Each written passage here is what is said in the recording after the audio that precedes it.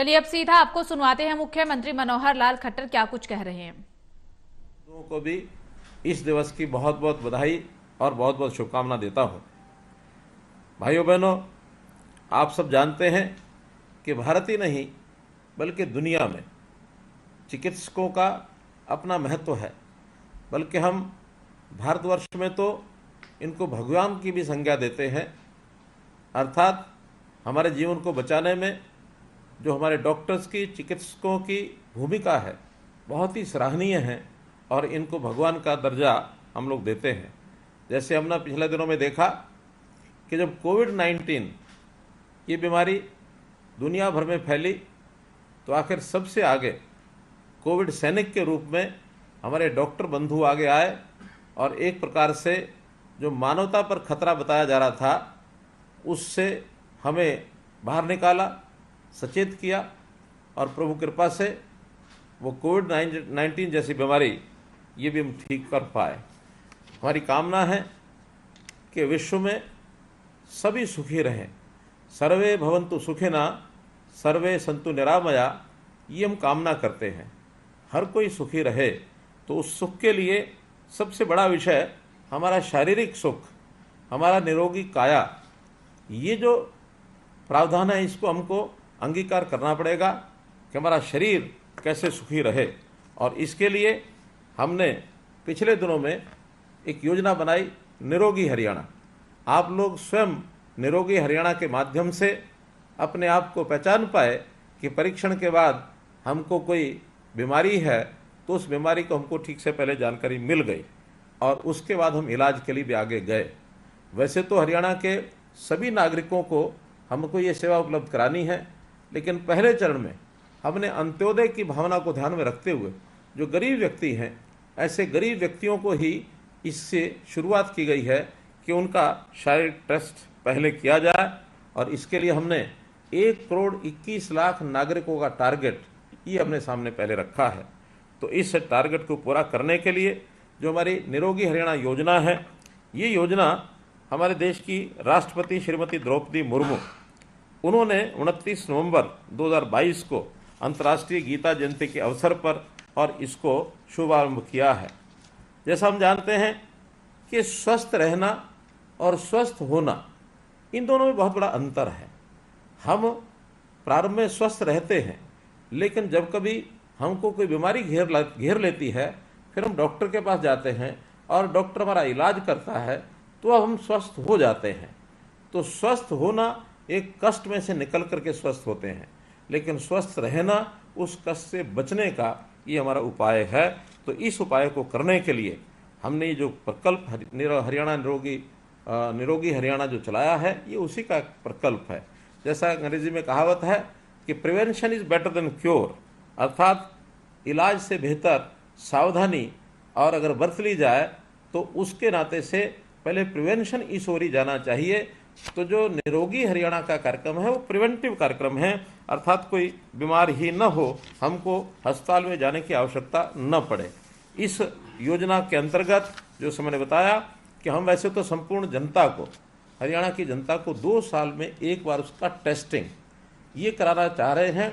हर व्यक्ति के कम से कम 25 टेस्ट ऐसे हैं जब उसको पता लग जाता है कि मेरी प्रारंभिक कोई बीमारी है कि नहीं है। तो इसको करने के लिए पहले चरण में हमने अंत्योदय के नाते से 1,80,000 रुपये वार्षिक आय ये जो लोग हैं इनको टारगेट रखा है, जो लगभग 30 लाख ऐसे परिवार हैं। और इन 30 परिवारों में जैसा मैंने बताया कि 1,21,00,000 लोग ऐसे हैं जिसका हमने ये टेस्टिंग करनी है। अभी तक 13,70,000 ऐसे गरीब व्यक्तियों की स्वास्थ्य की ये जांच हो चुकी है। और हम जैसा जानते हैं कि ये जो गरीब व्यक्ति है ये सामान्य बीमारी छोटी मोटी होती है तो इसको डॉक्टर के पास ये जाता भी नहीं है, लापरवाही भी बरतता है, कभी तो उसके पास समय भी नहीं होता क्योंकि ये हमेशा रोटी के चक्कर में रहता है। और इसके नाते से कभी कभी तो बीमारी आती है और बीमारी आने के बाद उसका इलाज इतना कठिन हो जाता है कि बहुत देर हो चुकी होती है। तो हमने इस देर को दूर करने के लिए ही ये कार्यक्रम शुरू किया है कि हम लोग पहले से जांच कराएं और जांच कराने के बाद उन व्यक्तियों का पता लगाएं कि जो व्यक्ति हमारे इस किसी न किसी बीमारी जो उसको प्रारंभ लक्षण उसको दिखे हैं तो उस लक्षण के नाते से वो कोई ना कोई लाभ उसको दिलाने की हम स्थिति में आ जाएं। जब भी शरीर बीमार होता है उससे पहले ही उसके कुछ लक्षण होते हैं, वो लक्षण कई बार दिखाई देने लग जाते हैं। वैसे तो कहते हैं कि आदमी के शरीर में अपनी एक पावर होती है जिसको रेसिस्टेंस पावर कहते हैं, उसकी इम्यूनिटी होती है, उस इम्यूनिटी के कारण से बहुत सी बीमारियों पर तो वो काबू पा लेता है।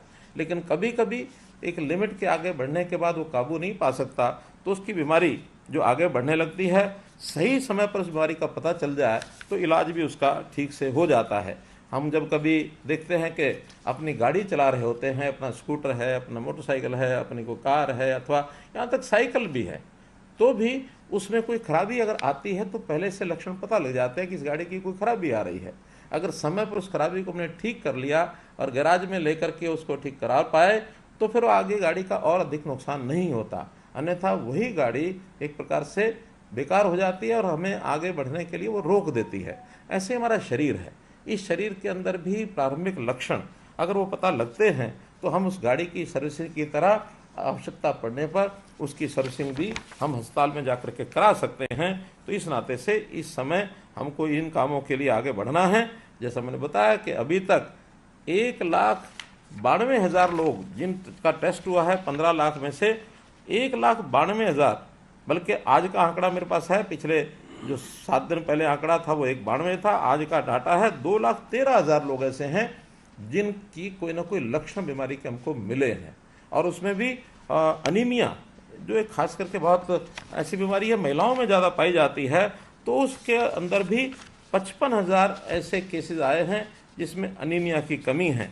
तो मैं अपनी बहनों से, माताओं से, जो बेटियां हैं, बहन बेटियों से भी आग्रह करूंगा कि वो जाकर के समय समय अपनी स्वास्थ्य की जांच ज़रूर कराएं, क्योंकि अनीमिया कम होने से अपना शरीर भी खराब रहता है, अपना शरीर भी ठीक से स्वस्थ नहीं हो पाता, और अगर माताएं हैं तो हमारे जो बच्चे हैं उनका भी स्वास्थ्य की जो वृद्धि है वो ठीक नहीं हो पाती है।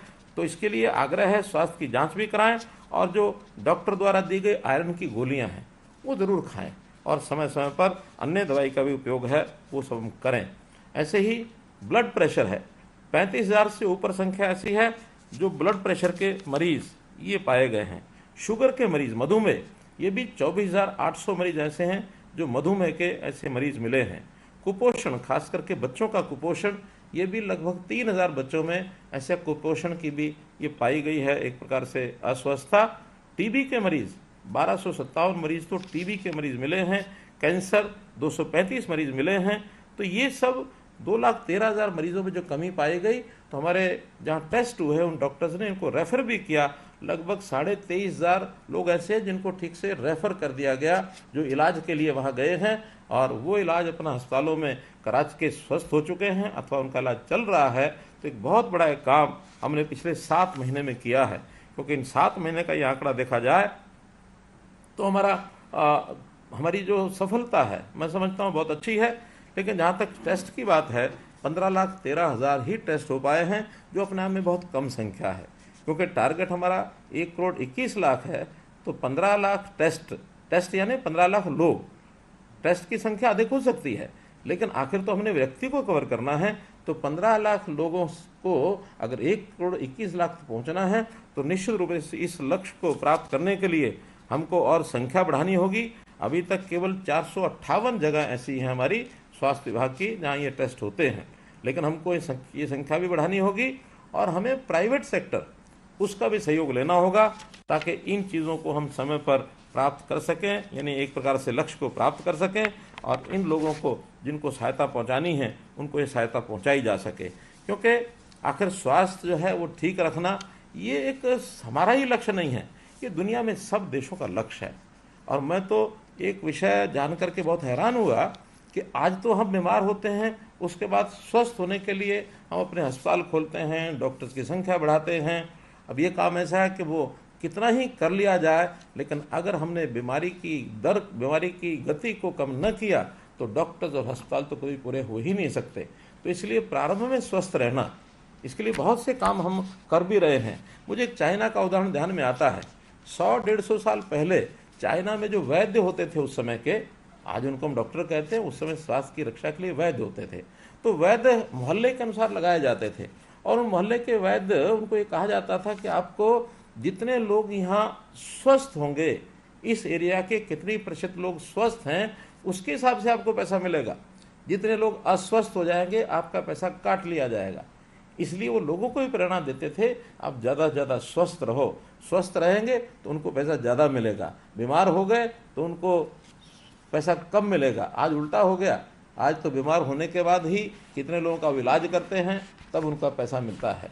ये बात कहने को बहुत सामान्य लगती है, लेकिन समाज के अंदर जागरूकता पैदा करना कि कैसे वो स्वस्थ रहें, इसके लिए हमने भी बहुत से कार्यक्रम को चलाए हैं। और उन कार्यक्रमों में मैं जैसे समझता हूँ, गांव-गांव में स्वस्थ रहने के लिए, निरोगी रहने के लिए हमारी आयुर्वेद पद्धति ये बहुत महत्वपूर्ण पद्धति रही है कि कैसे स्वस्थ रहा जाए।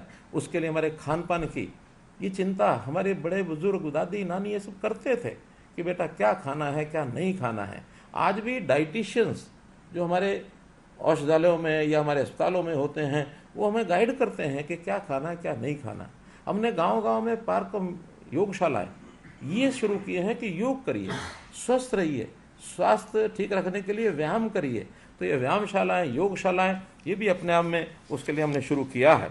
जागरूकता ये भी बहुत ज़रूरी है, और ख़ास करके जो व्यसन हमको लगते हैं उसकी जागरूकता। अभी हमने नशा मुक्त हरियाणा ये अभियान चलाया है, ताकि इसके माध्यम से भी अगर जागरूकता होगी तो व्यक्ति स्वस्थ रहेगा, तो खान पान ठीक रहे, शरीर अच्छा हो।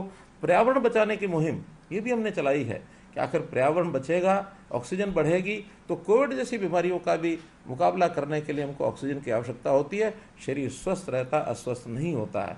इसी प्रकार पानी बचाना, मिट्टी इसको जो है वो ठीक रखना, इसमें दूषित वातावरण न बने, हमारे केमिकल्स को कम करना, ऑर्गेनिक खेती, प्राकृतिक खेती ये सब शुरू किया हमने। आगे योजना में अब वेलनेस सेंटर्स बनाने की भी कल्पना की है कि उन वेलनेस सेंटर्स में व्यवस्थाएं ऐसी करें जिससे व्यक्ति को स्वस्थ रहने के लिए सारी बातें, जागरूकता वो की जाए, कुछ कार्यक्रम बताए जाए कि आपको स्वस्थ रहना है, बीमार नहीं होना है। बीमार होने के बाद इलाज ये अलग एक उसका विषय है, वो हम कर रहे हैं, उसमें हमारी कोई कमी नहीं है, लेकिन फिर भी उससे बड़ा विषय है कि हम स्वस्थ कैसे रहें, इसके लिए हम आगे काम कर रहे हैं। और इसी नाते से ये जो आज कार्यक्रम बताया गया है कि निरोगी हरियाणा अर्थात हर व्यक्ति का पहले टेस्टिंग हो जाए। टेस्टिंग होने से पता लग जाए कि कहीं कोई प्रारंभ में कोई ऐसी चीज़ उभरने वाली तो नहीं है। Nip the evil in the bud, कि बुराई को उसको जड़ में ही समाप्त कर दो। तो शरीर की बीमारियां ये भी एक बुराई है, तो इसलिए उसको समाप्त करने के लिए हम लोग इस प्रकार का ये सब काम कर रहे हैं।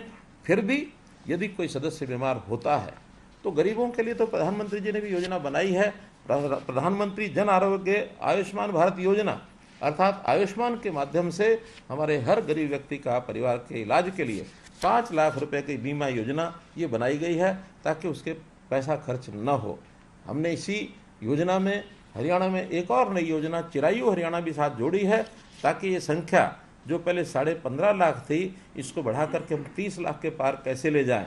और केवल यहीं तक नहीं, 1,80,000 रुपये तक की योजना थी, हम तो उससे आगे भी सोच रहे हैं कि इसको 3 लाख रुपए वार्षिक आय के हिसाब से भी कुछ योजना नई बना करके इसको बढ़ाया जाए। अर्थात लोगों का जो स्वास्थ्य है ये हमारे लिए बहुत महत्वपूर्ण विषय है। अगर स्वास्थ्य है, शरीर स्वस्थ है, तो हमारे पास सब कुछ है। कहते हैं कि अगर हमने यानी शरीर खोया तो समझो बहुत कुछ खो दिया। तो शरीर हमारा स्वस्थ रहे, इस नाते से हमको आगे बढ़ना है, हम लोग सुखी रहें, यही आपसे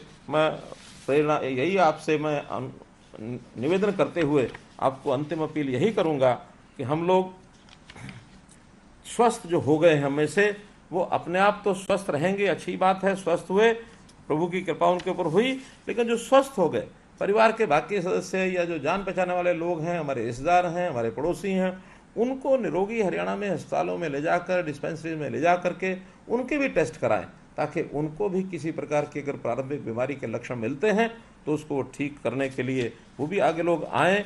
तो इस कल्पना और योजना के साथ आज मैं उन लोगों से बात कर रहा हूं कि जो निरोगी हरियाणा के बाद जिनको लक्षण प्राप्त मिले थे और उस लक्षण के कारण से उनको अस्पतालों के अंदर भर्ती होना पड़ा था, अपना इलाज कराना पड़ा था, और आज वो ठीक हो गए हैं, ऐसे हज़ारों लोग मेरे साथ जुड़े हैं। तो मैं निश्चित रूप से ऐसे लोगों से अब मैं जानना भी चाहूँगा कि उनको इसका कितना लाभ हुआ निरोगी हरियाणा का, उनकी जांच में कैसे उनके प्रारंभिक जो लक्षण हैं उनकी पहचान हुई और कैसे उनका इलाज हुआ। इन सब बातों को ध्यान में रखते हुए मैं आपको पुनः बहुत बहुत बधाई और बहुत बहुत शुभकामना देता हूँ। बहुत बहुत धन्यवाद।